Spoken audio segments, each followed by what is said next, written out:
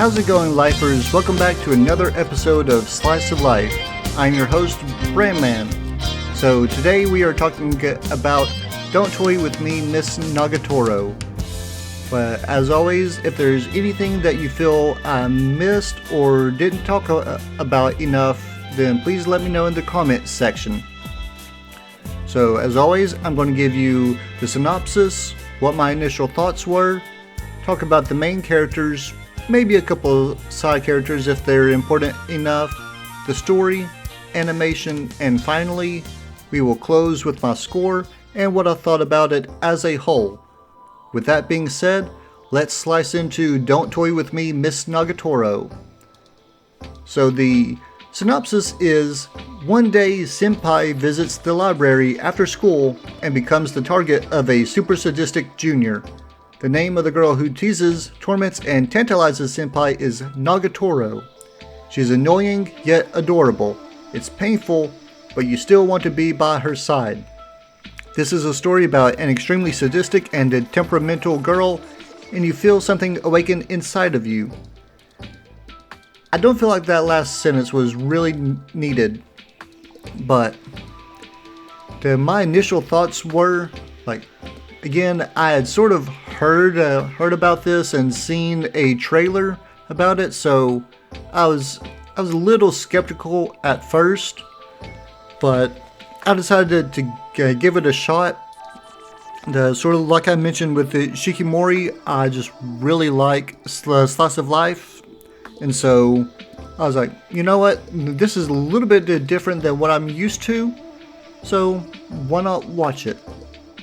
And like I said, I really didn't have any expectations with this, but I came away pleasantly surprised. So the characters, the main character is Senpai. Now, I may be mistaken, but I don't think in the first season we were told his name. But Senpai is a person that really loves manga and art. Like, he is in the art club at school, and with the departure of the club president, he's basically taken on the role of the leader of the art club, which is basically just himself at this point. But as I mentioned, he had visited the library, and the Nagatoro finds his drawings, and from there, hilarity and some cringiness does happen to proceed. Like, when I watched this, again, it gets very cringy. Like, at least at the beginning, I was really sort of questioning why I was watching it, but after the first couple episodes, it gets really, really good. So then we have Nagatoro. She is the female lead, and obviously she's the female lead with the title being Don't Toy With Me, Miss Nagatoro. And she's a very complex character. I don't remember exactly how old she is, but I think she's a first year in high school, and I think Senpai is second year. So I think she might be 14, maybe 15 at most.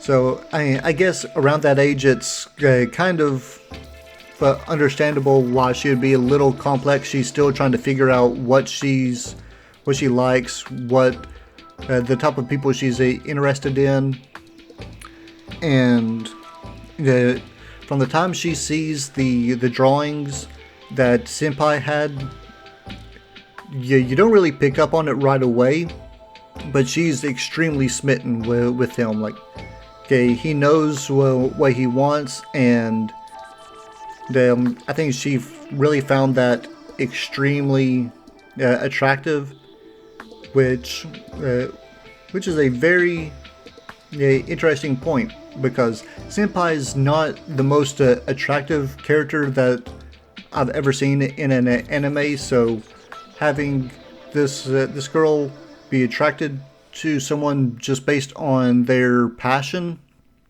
I thought was excellent. So then you have the Three Stooges, sort of. They are Nagatoro's best friends. You have Yoshi, Gamo, and Sakura. Sakura is basically there to be the sort of like the sex appeal fan service of the whole show, and they use her in a couple of different ways in the anime to really show that she's really okay with you using her looks.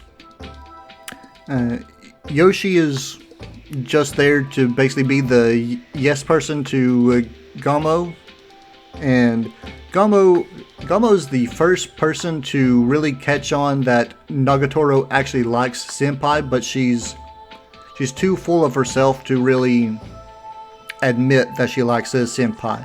So a lot of what Gamo does is trying to force Nagatoro to admit that she likes his Senpai. And that sort of leads me into the story, which I've sort of talked about a little bit already. And it really does sort of have an overarching story for this whole first season, which I really enjoyed because that's a little bit different than what I got with it Shikimori. And just all the little interactions between Nagatoro, Senpai.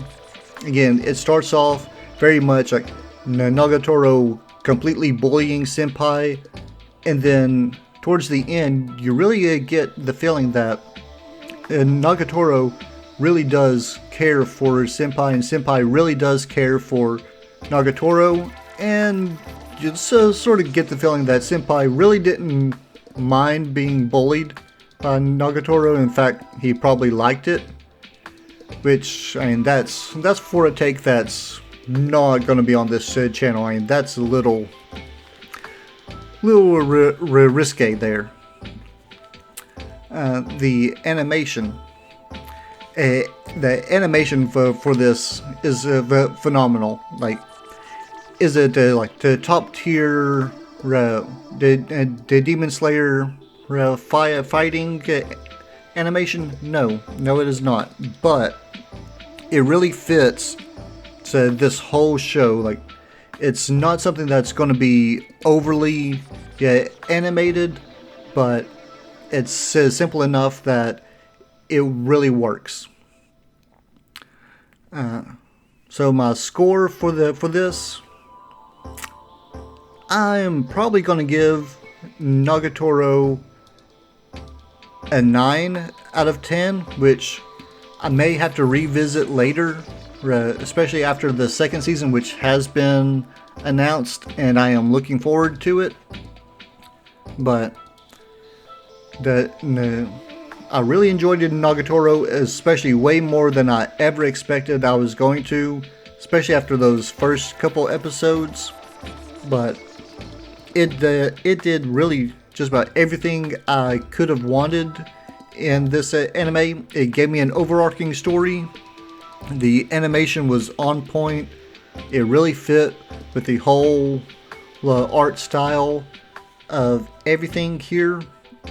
The characters were great, and a couple of them were a little one-dimensional, but in an anime like this, you sort of do need some one-dimensionalness. Not everyone can be fully fleshed out and have like a whole backstory that we go into and everything. But again, this was an anime I was pleasantly surprised by, and I think everyone should give it at least a shot.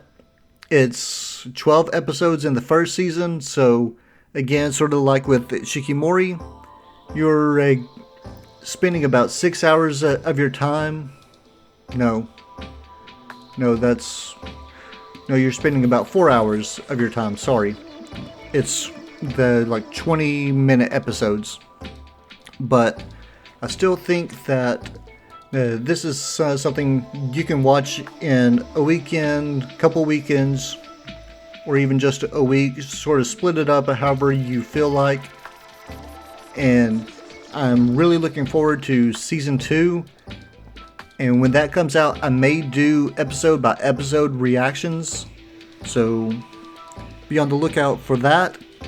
And as always, don't forget to comment, like, subscribe, share, all that fun stuff. And I will see you all next time. Peace.